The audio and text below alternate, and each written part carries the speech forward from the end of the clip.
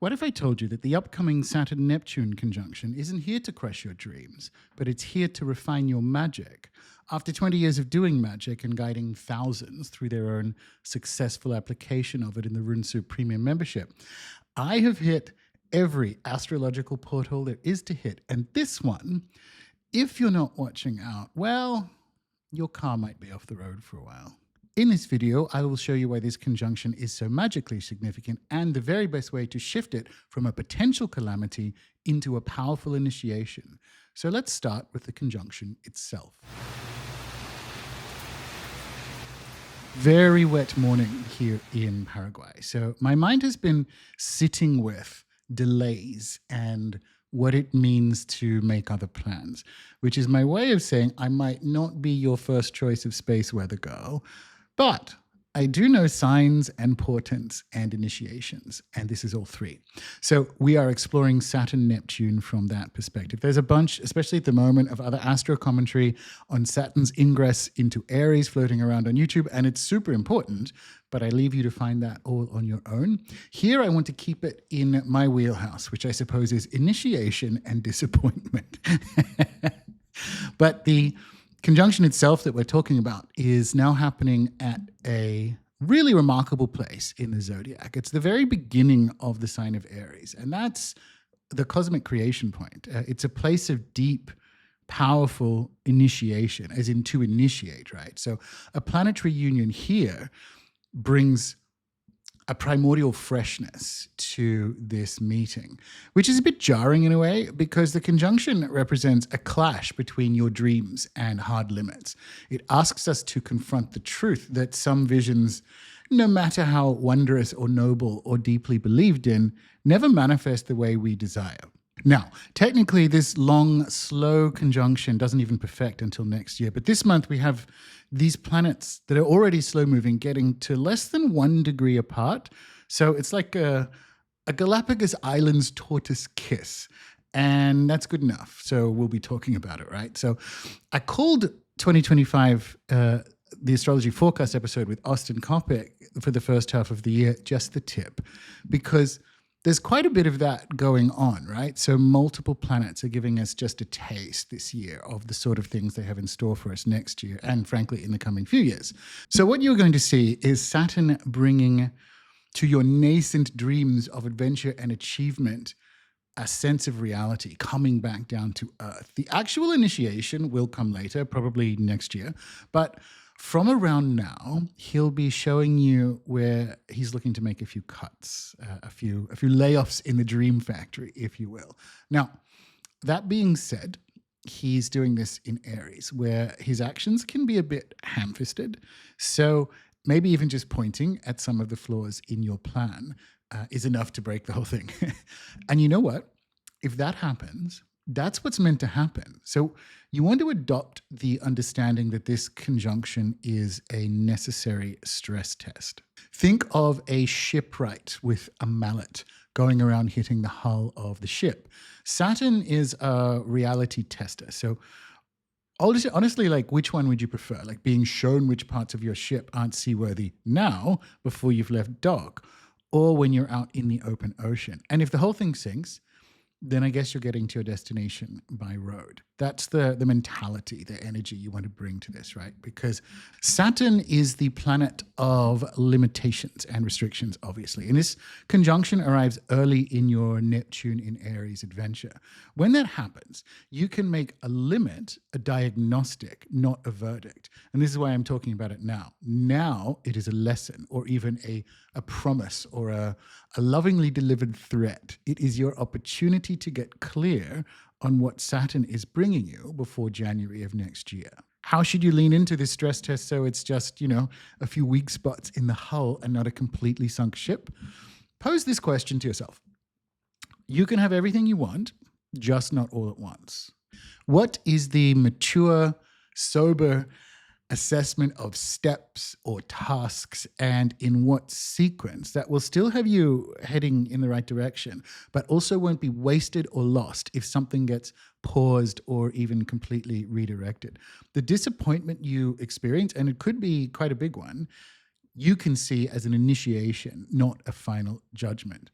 The next thing you can do is ask Saturn to show you. Get up for sunrise on a Saturday, offer a prayer and some patchouli and storax, and ask him to show you which parts of your dream need to die. When it comes to Saturn transits, I like to paraphrase Tina Turner, and I learned this from Catherine Austin Fitz. We can do this nice or rough. Render up consciously that which needs to be released, because he's going to take it anyway. And so once you've offered up your incense, which, to be honest, he could do with a little nourishment in Aries anyway, get quiet, be in a receptive state, and just breathe and give yourself 5 minutes of just noticing the sounds of the world going on around you and any thoughts that might arise. And then at that moment, just gently ask, what is not going to happen and what do you need to release? Then note what arises within you. It's not going to say you're a talentless narcissist who is deluding himself about his prospects as an actor. That will be your childhood speaking, and that's a video for another time. As it was for Elijah, the sacred always speaks in a still, small voice. It will say, find meaning in building up your experience, or make stronger connections in local theater, to stay with the actor example, or even this is a calling that stays in your heart for now. Be ready for that one too. Letting go or releasing is a powerful part of Saturnine magic, particularly for transits like this.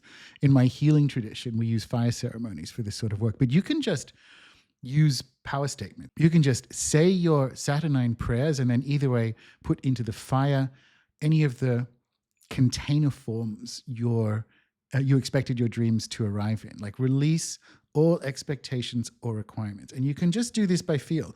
You don't need to precisely specify the forms you are releasing. You can breathe it out and say all of that, like, I release all expectations and forms and containers that my dreams will arrive in. You can breathe that into a stick for a fire ceremony, or you can just breathe it out and release it. And this is a good practice to help clear off the unavoidable emotional feeling that accompanies Saturn's work, which is, depression, gloom, melancholy, hello darkness, my old friend, because there is good news if you look for it, right? And the good news comes in the form of a question: what if the wall is a doorway? When it comes to magic, I always teach people that your so-called unsuccessful spells or magical outcomes are best reframed as pauses. They stop you in place so that you have the time and the necessary challenging conditions to transform into the person your successful outcome actually happens to. You can see astrology the same way. Saturn brings limits until you look directly at them. Speaking of Catherine Austin Fitz, she has a saying, if you can face it, God can fix it. And I have a video linked up below on this very topic if you would like to know more. Anyway, what if the wall is a doorway? Obviously, the whole idea for this video comes from the doors of Durin in The Lord of the Rings, because it is an exact example of when a wall is not a block, but a riddle. And the upcoming Saturn-Neptune kiss is probably going to look like a hard stop. Okay, it's going to look like the end of the road for a dream that literally was only just getting started. But that's only true if you let that be true. The thing about failure is it only happens if you stop, yeah? But remember, this kiss, this Bong Joon-ho kiss, is arriving in Aries. There is no stopping in Aries, right? The cosmic energy is the complete opposite. Now, note that this does not mean brute force is required. You don't brute force your way through Saturn's delays. He's always going to win that one, right? But what you do instead is alchemize the delay. You let the Rocky Balboa training sequence commence, And you know what? It's actually good that this conjunction is happening early after Neptune's arrival in Aries. It might look like the crushing of a beautiful dream so soon after it was been born, but it's genuinely better to have that dream stress test now than in 5 years when you've sunk a whole bunch of money and time in a direction that's just not going to pan out. Remember that Neptune is in Aries until 2039. There is time. There is time if you pay attention. And that's what I want you to remember if you're kind of in your feels about the seeming death of a cherished dream. Just don't stop. But more specifically, operationalize the new actions that are called for. Neptune carries the dream, Aries carries the forward momentum, but Saturn brings structure. Are you losing weight? Track your macros. Are you building wealth? Check your bank account first thing every morning before your socials or emails. Every transaction that comes out of my account shows up on this smartwatch because I do not know how to turn it off. Are you learning a language, Gordon? Are you learning Spanish apparently? Minimum tracked hours per week. This is what Saturn brings. Operationalize the training sequence, operationalize the delay. Make Saturn happy as he is making you sad. Initiations are ordeals. The pain is the cure. The obstacle is the way. This is the initiation, and it is a rare blessing to have it at the beginning of the dream road, at the very beginning of the zodiac itself. So use it. What you want to do is find your Aries house, obviously. That's where you will most likely find your wall door invitation. What limits or blocks does reality bring to the expansive excitement of Neptune in Aries in that part of your chart? What is your soul's ambition contrasted with what is potential vainglory? Which is a wonderful word. You almost want bad things to happen in Aries and Leo so you can use it. Now, for bonus credit, you want to look at your Pisces house for what definitively has ended, because that's going to show you what fuel or combustibles Saturn is bringing to your Aries initiatory fire. Mine kind of writes itself because he's leaving my 5th house and entering my 6th, which, by the way, the deep gloom of the anaretic degrees of your 5th house is no bueno. It is not fun. Holy shit, I've had a time this week. But anyway, so mine's not quite playtime is over, obviously, because actually my 5th house is starting to look pretty good right now, especially Saturn's left, Jupiter's ingress into Cancer. But it's more like maturely prioritizing your work and goals frees playtime and creativity to be its own thing and not an unbalancing cope or something that gets in the way of your responsibilities, which was very much my energy for quite some time, frankly. So spend a few moments feeling into your version of that story. But then in the next few weeks, it's more important, remain alert to what the cosmos is showing you, what needs to die within you for you to move forward. And don't miss the push, which is now, right? Like we have the retrograde later in the year to go back and do the healing and the grief work for what is lost versus what is born. And actually, we can do a live fire ceremony for that, if that sounds fun. Let me know in the comments. So you found your dream road. The wall has appeared. You've understood that the wall is a door. What's next is, well, obviously, solve the riddle, walk through the door. What magic teaches us is that every human has a special destiny.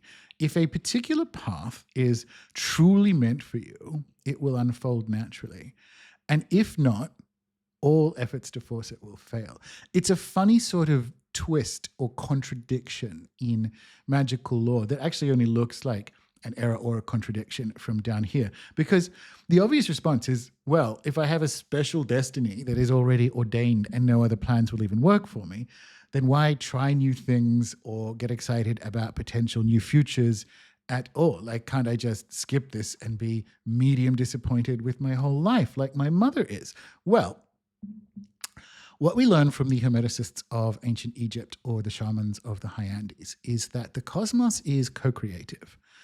The whole thing makes more sense in like elevated or psychedelic modes of consciousness where you can experience the level at which the actual freedom and play and working things outness of the universe is operating. But there's an unlocking reframe that we can use down here, and it's this. God is calling you to co-create with him in this moment using the exact resources and conditions he has rearranged for you. That can look like failure or being stopped, but it's like a MacGyver puzzle, right? So those exact resources are what you and he will use to co-create and explore in the direction of novelty in the cosmos. You see how this perspective shift is not forcing your will. It's an opening up. It's a making room and a noticing.